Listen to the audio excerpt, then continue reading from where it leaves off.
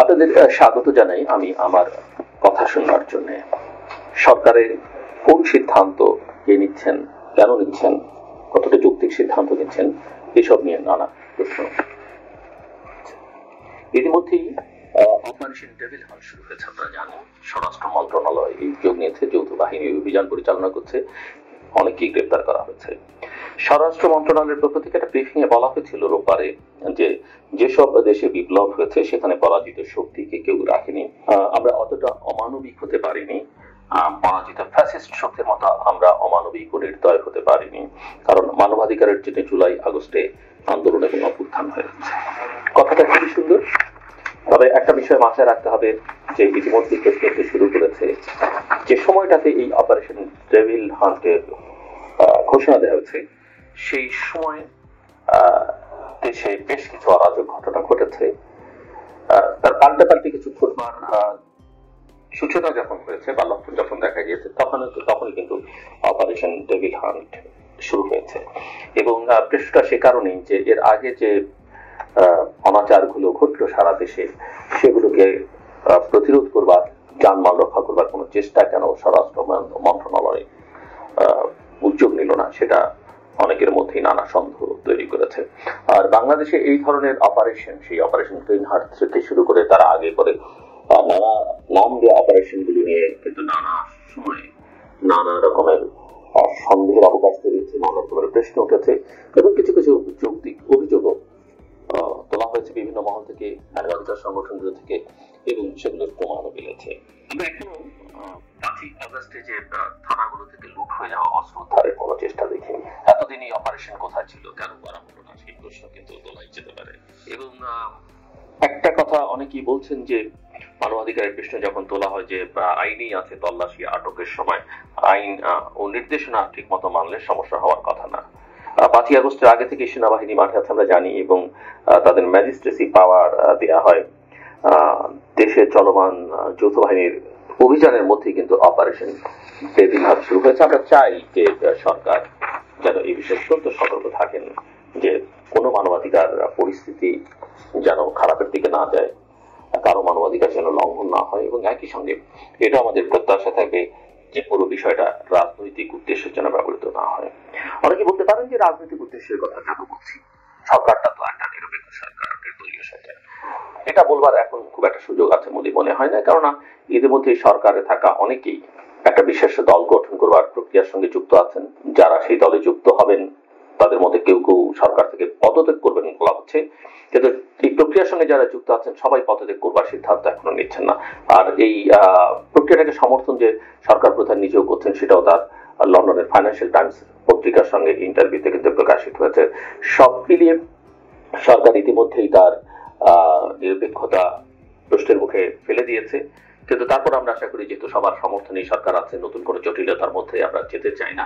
আমরা আশা করব যারা নতুন দল গঠন করবার প্রক্রিয়ার মধ্যে আছেন, যে তিনজন অন্তত বিশেষ করে তাদের যদি কেউ সমর্থন দিয়ে থাকেন, পারসেপশন আছে তাদের সরকারের ভেতরে থাকা কেউ কেউ সমর্থন দিচ্ছে, সহায়তা করছে না, কারণ তার অফিসও ব্যবহৃত হচ্ছে এই নতুন দল গঠনের কাজে। কাজে তারা সবাই মিলে পদত্যাগ করলে সবচেয়ে ভালো হয়, তাদের জন্য ভালো, সরকারের জন্য ভালো, এবং দেশের আগামী দিনের গণতান্ত্রিক উত্তরণের প্রক্রিয়ার জন্য ভালো। 3জন 4জন 5 জনের মধ্যে 1জন 2জন পদত্যাগ করবেন, অন্যরা করবেন না, একেবারে শেষ মুহূর্তে গিয়ে করবেন, সেটা বোধহয় ঠিক হবে না। কারণ পারসেপশন যেটা তৈরি হচ্ছে সেটা হচ্ছে যে অন্তত 3জন তো বটেই, এর সঙ্গে আরো 2-4 জন যুক্ত আছেন যারা এই দল গঠনের প্রক্রিয়ার মধ্যে প্রত্যক্ষ বা পরোক্ষভাবে যুক্ত আছেন।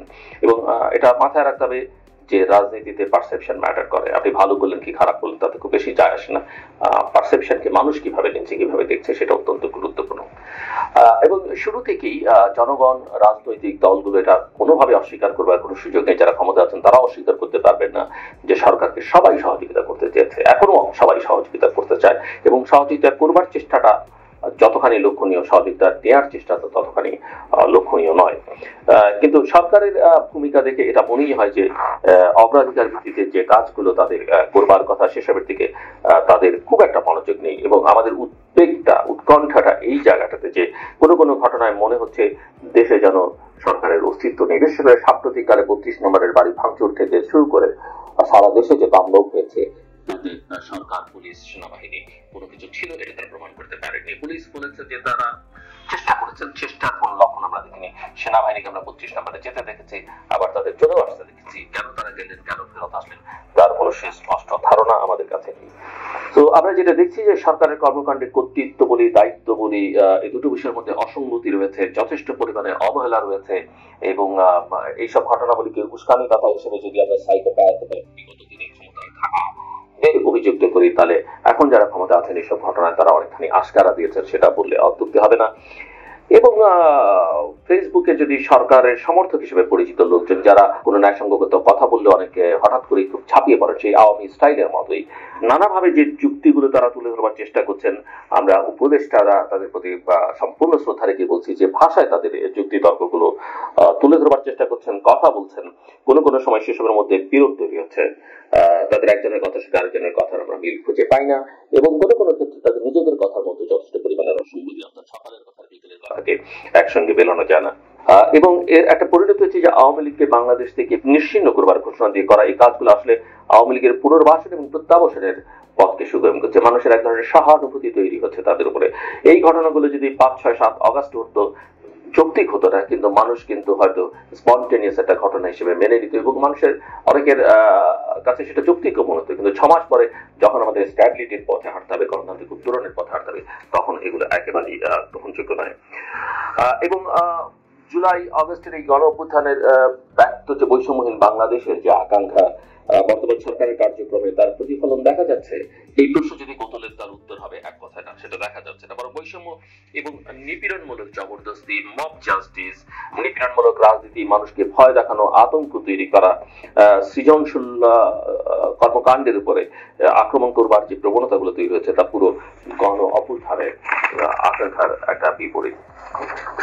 এবং ওই যে সাইকোপ্যাথের কথা বললাম, বা শেখ হাসিনা থেকে শুরু করে আওয়ামী লীগের সুবিধাভোগীদের বক্তব্য এবং ভূমিকা থেকে যেটা মনে হয় যে তাদের বিন্দু মাত্র অনুশোচনা হয়নি। আমি একথা বারবার বলছি যে তাদের মধ্যে আমি কারো মধ্যে কোনো রকমের ক্ষমা প্রার্থনা তো অনেক দূরের কথা, অনুতাপ, অনুশোচনা, কষ্ট সেটা দেখতে পাইনি।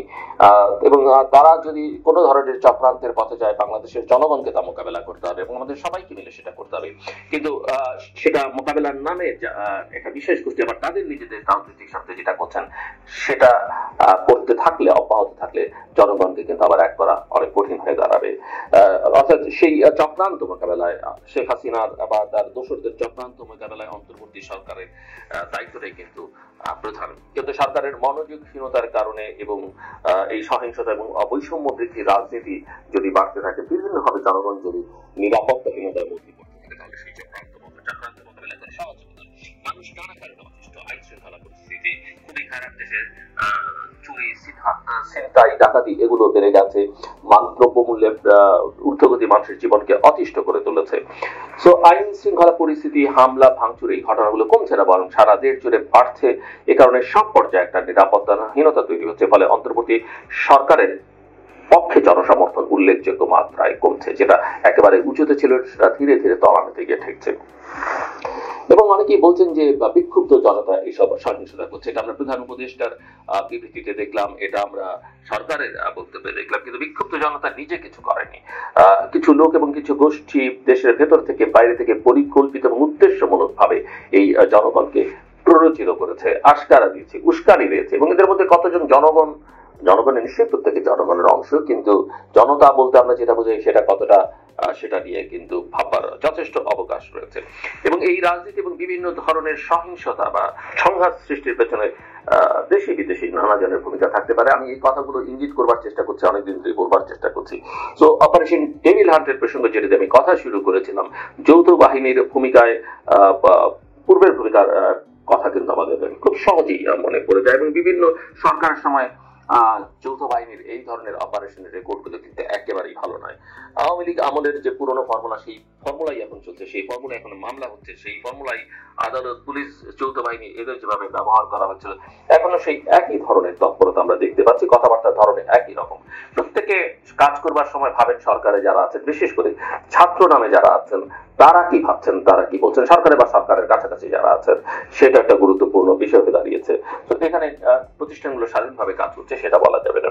সরকারের অবস্থান স্পষ্ট করতে হবে, এটা আমাদের মূল কথা, যে তারা আসলে কি চায়। তারা কি নির্বাচন চায়, তারা কি নিরপেক্ষ থাকতে চায়, তারা কি দল করতে চায়, দীর্ঘদিন ক্ষমতায় থাকতে চায়, এটা তাদের আসলে পরিষ্কার করবার সময় এখন, চূড়ান্ত সময়। নাহলে মানুষ সহ্য করবে না, রাজনৈতিক দলগুলো সহ্য করবে না। সরকারের মধ্যে যারা আছেন তাদের মধ্যে চিন্তার ঐক্য এবং অবস্থানের ঐক্যটা খুবই পরিষ্কার হওয়া উচিত। আরেকটা বিষয় হচ্ছে যে রাজনীতির বিভিন্ন পক্ষ, রাজনৈতিক দলও অন্তর্বর্তীকালীন সরকারের কাজে এখন আর সন্তুষ্ট নয়, সেটা কিন্তু পরিষ্কার। সাম্প্রতিক সহিংসতার ঘটনা কোনো রাজনৈতিক দল সমর্থন করেছে, এমনকি কোনো ছাত্র সংগঠন সমর্থন করেছে, আমরা বিভিন্ন পত্র পত্রিকার রিপোর্ট থেকে কিন্তু সেটা দেখতে পাইনি। প্রধান উপদেষ্টা সমর্থন করছেন না, সরকার সমর্থন করছে না, কিন্তু তাদের বিবৃতিতে যথেষ্ট কন্ট্রাডিকশন রয়েছে। সেটা বলা যায় অতীতের মতো বিচার বহির্ভূত হত্যাকাণ্ড বা তৎপরতা, হয়রানি করা, গোয়েন্দা সংস্থাগুলো এসে তুলে নিয়ে যাওয়া এবং পুরোনো দিনের মতো সেই গল্প বানানো, এগুলোর কিছু কিছু লক্ষণ কিন্তু এখনো দেখা যাচ্ছে। তো পরিস্থিতি দেখে মনে হচ্ছে যে যত দ্রুত একটা নির্বাচনের দিকে যাওয়া যায় ততই দেশের জন্য মঙ্গল, এবং সরকারের সেটাই প্রধান কাজ হওয়া উচিত। এবং তারা যত শিগগির একটা নির্বাচন দিতে পারবেন, আমরা তত দ্রুত অনিশ্চয়তার হাত থেকে রক্ষা পাবো। কারণ বাংলাদেশ এখন অনিশ্চয়তা, অস্থিরতার একটা দেশ হয়ে দাঁড়িয়ে